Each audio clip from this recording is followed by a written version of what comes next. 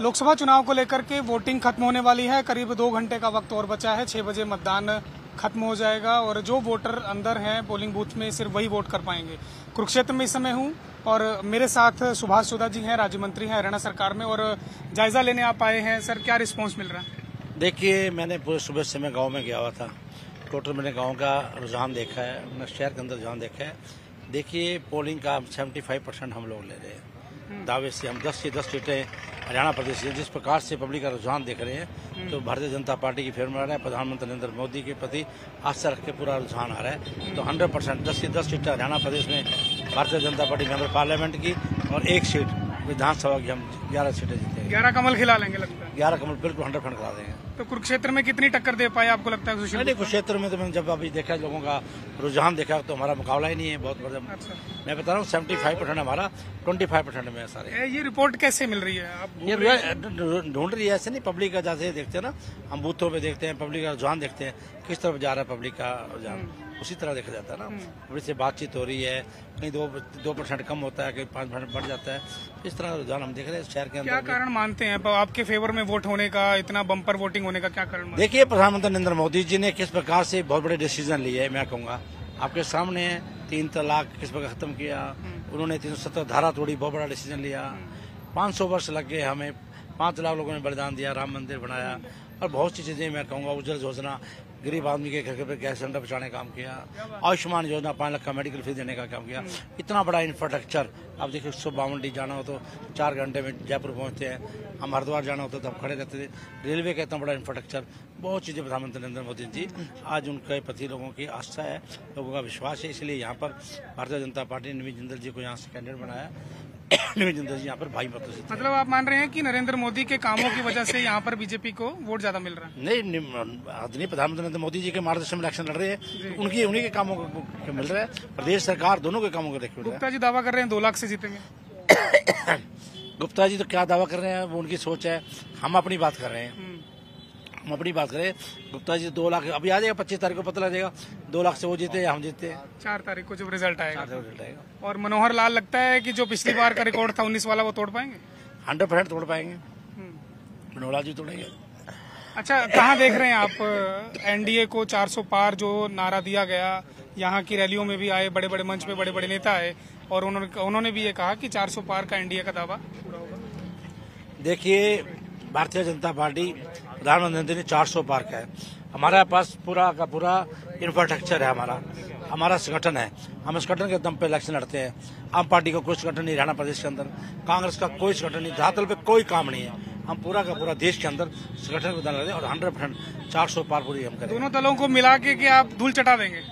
क्योंकि दोनों तो इंडिया गठबंधन के तहत आम आदमी पार्टी और कांग्रेस एक साथ है। देखिए, ये मुरारी लाल के सपने, झूठ बोलना, किस प्रकार से अन्ना हजारे जी के साथ मिलकर इन लोगों ने निरीक्षण किया केजरीवाल जी ने करप्शन के खिलाफ। और वही देखिए, केजरीवाल जी यहाँ हाथ मिला रहे हैं, पंजाब के अंदर एक दूसरे को गाड़ा निकाल रहे हैं, दिल्ली में ऐसा कर रहे हैं यहाँ पर। और मैं तो गारंटी से कहता हूँ ये जो नेता है ये 2 दिन के बाद किसकी वोट मांगेंगे? आज आम पार्टी की मांग रहे हैं, कल किसकी वोट मांगेंगे? ये तो बिल्कुल इनका गठबंधन जो है ना, एक दूसरे का, मैं कहूँगा झूठ का गठबंधन है। कोई गठबंधन लेना देना नहीं है। ये तो लोगों को बेवकूफ बनाने वाली बात है। लोग इसमें नहीं पड़ेंगे, लोग इस चक्करों में नहीं आएंगे। सर, एक सवाल लास्ट ये होगा कि आम आदमी पार्टी के नेता कहते हैं कि जिसको आप लोगों ने कोयला चोर बताया उसको अपनी पार्टी में लाकर टिकट दे दी, क्या वो साफ हो गए? देखिए, आम पार्टी क्या कहती है। आम पार्टी पहले तो देखिए उनके सारे अंदर पड़े हैं। जिस टाइम मैं कहूँगा ऑक्सीजन नहीं मिल रही थी हरियाणा प्रदेश के अंदर, दिल्ली के पेशेंट यहाँ हरियाणा में आए थे और उस समय पर मैंने नवीन जी को फोन किया था। नवीन जी ने यहाँ ऑक्सीजन के टैंकरों की लाइन लगा दी, लोगों की, हजारों आदमियों की जान को बचाया। ऐसे समाज सेवी मैं कहूँगा।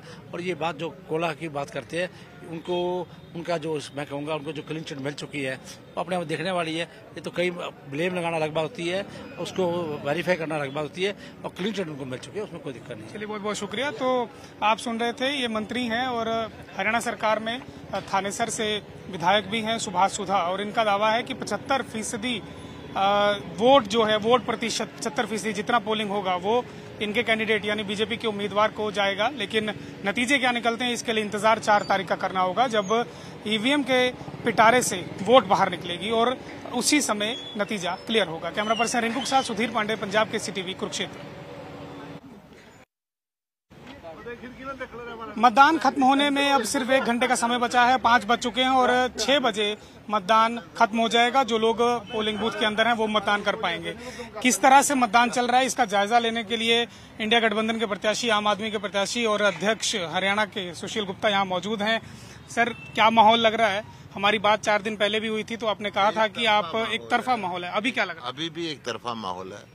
मैं आज लगभग 6 विधानसभा में अभी तक घूम चुका हूँ, तो हर जगह से बहुत बढ़िया रिपोर्ट है। अभी मैं कुरुक्षेत्र शहर में बैठा हुआ हूँ, थानेसर विधानसभा में गीता विद्यालय के पास। तो यहाँ भी मुझे सारे कार्यकर्ताओं ने, लीडरों ने बताया कि एक तरफा ही माहौल है। आप 2 लाख पार कह रहे थे आप जब 3 दिन हम मिले थे, 3 दिन पहले, 4 दिन पहले। आज कहाँ देखते हैं? 2 लाख है या फाइट कुछ आगे बढ़ा है कि कुछ नीचे आया नंबर? नहीं, 2 लाख से तो ज्यादा ही है। ज्यादा हो गया? 2 लाख से ज्यादा ही है, क्योंकि लोग परेशान हैं। हाँ। लोग इनकी तानाशाही से परेशान है, लोग भ्रष्टाचार से परेशान है, लोग बेरोजगारी से परेशान है, लोग महिलाओं पे हो रहे अत्याचार से परेशान है, लोग नशे के कारोबार से परेशान है, लोग, किसान बहुत परेशान है। किसान जबरदस्त तरीके से बदला लेना चाहता है। तो सब तरीके से लोग, जनता चाहती है बदलाव। कुरुक्षेत्र लोकसभा में अभी तक सबसे ज्यादा वोटिंग हुई है। क्या लगता है कि ज्यादा मतदान आपके पक्ष में आएगा? कुरुक्षेत्र में सबसे ज्यादा परेशानी इन्होंने की है। जब हरियाणा में लाठीचार्ज की किसानों से शुरुआत की तो पीपली से शुरुआत की थी, कुरुक्षेत्र से शुरुआत की थी। बाढ़ जब आई है तो सबसे ज्यादा कुरुक्षेत्र के अंदर आई है। दादूपुर नलवी नहर को कुरुक्षेत्र के अंदर तुड़वाया गया है। कुरुक्षेत्र की सड़कों का बुरा हाल है। कुरुक्षेत्र के अंदर एक इंडस्ट्री नहीं लगी। कुरुक्षेत्र में अभी तक लड़कों के लिए सरकारी कॉलेज नहीं है। कुरुक्षेत्र में अस्पताल में बेड नहीं है। 100 बिस्तर का अस्पताल है पिछले 20 साल से। तो ये सिस्टम को बदलने की जरूरत है। ये सारे मुद्दे काम कर रहे हैं आपको लगता है? आप अस्पतालों की और व्यवस्था की बात कर रहे हैं। अभी मैंने सुभाष सुधा से बात की तो उन्होंने कहा कि जी मोदी जी के नाम पर वोट पड़ेगा, 370, 3 तलाक और कई चीजें उन्होंने बताया। मतलब वो कुरुक्षेत्र के इलेक्शन में भी पाकिस्तान लेके आते हैं, वो हिंदू मुसलमान लेके आता। आज भी यही बोल गए। 10 साल उनकी सरकार केंद्र में रही, 10 साल हरियाणा में रही, 10 साल सुभाष सुधा यहाँ पे निगम का मंत्री, खुद मंत्री अब है, और इनकी धर्मपत्नी चेयरमैन है। मतलब भ्रष्टाचारी में ये सबसे ऊपर है। सफाई की जब बात आई तो पूरी की पूरी यहाँ की जो पालिका है वो नीचे से दूसरे तीसरे नंबर पे आई है पूरे हरियाणा के अंदर। अब ये कुछ भी बोलेंगे तो इनको बोलने के लिए क्या बचा क्या है? ये तो यही बात करेंगे जी, हमने पाकिस्तान और हिंदुस्तान, हिंदू और मुसलमान और जात की बात करेंगे, धर्म की बात करेंगे। मैं ये कह रहा हूँ कि सुभाष सुधा यहाँ सफाई क्यों नहीं कराता? सुभाष सुधा अगर निगम को देख रहे हैं तो नालियाँ साफ क्यों नहीं होती? मच्छर को क्षेत्र में इतने क्यों हो गए? पहले वो निगम की बात कर ले। कूड़ा क्यों नहीं उठता यहाँ से? लोगों के समय पे 24 घंटे पानी क्यों नहीं आता? समस्याएं बिजली की इतनी क्यों रहती है?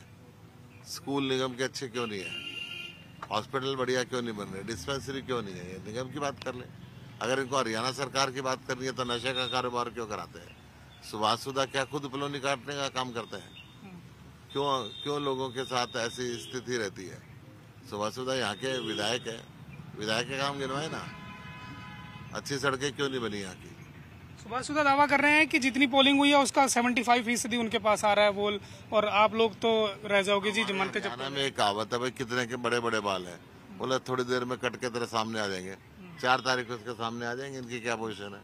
अच्छा, जिन मुद्दों की आपने जिक्र की, आप मतदाताओं से मिल रहे हैं, वो मुद्दे काम कर रहे हैं आपको लगता है, या फिर एक बार कहीं नरेंद्र मोदी के पाले में लोग जा रहे हैं? ये चुनाव हरियाणा की जनता लड़ रही है, ये चुनाव कुरुक्षेत्र की जनता लड़ रही है। हम तो एक माध्यम है, हम हाथ जोड़ रहे हैं, हम अपनी नीतियां बता रहे हैं, परंतु देश की जनता अब बदलाव चाहती है। और ये वैसे भी बहता हुआ पानी अच्छा रहता है। अच्छा, एक विधायक है, निर्दलीय विधायक बादशाहपुर से, राकेश दौलतापुरिया, उनकी आज मौत भी हुई है। क्या कुछ कहेंगे, कैसे संवेदना जताएंगे? बहुत अफसोस है कि राकेश दौलताबाद बहुत यंग, हंसमुख, डायनेमिक विधायक थे, निर्दलीय वो बने, अचानक मौत हो गई। मैं उनकी मौत पे दुख प्रकट करता हूँ। प्रभु से प्रार्थना करता हूँ उनको अपने चरणों में स्थान दे, परिवार को दुख सहने की ताकत दे। बहुत बहुत शुक्रिया। तो सुशील गुप्ता आप सुन रहे थे और यहाँ पर इस बूथ में आए, यहाँ पर पहुंचे हैं और जायजा ले रहे हैं। कांग्रेस के भी कई लोग यहाँ पर बैठे हैं और आम आदमी पार्टी के भी कार्यकर्ता यहाँ पर हैं और ये आश्वस्त हैं कि जो 2 लाख का दावा ये कर रहे थे कि मार्जिन रहने वाला है, वो मार्जिन बढ़ेगा और जीत इंडिया गठबंधन के प्रत्याशी की होगी। कैमरा पर्सन रिंकू के साथ सुधीर पांडे, पंजाब केसरी टीवी, कुरुक्षेत्र। हमसे जुड़े रहने के लिए हमारे YouTube चैनल को सब्सक्राइब करें और नई वीडियो की नोटिफिकेशन के लिए बेल आइकॉन को दबाएं। अगर आप ये वीडियो Facebook पर देख रहे हैं तो लाइक जरूर करें और ज्यादा से ज्यादा शेयर करें। धन्यवाद।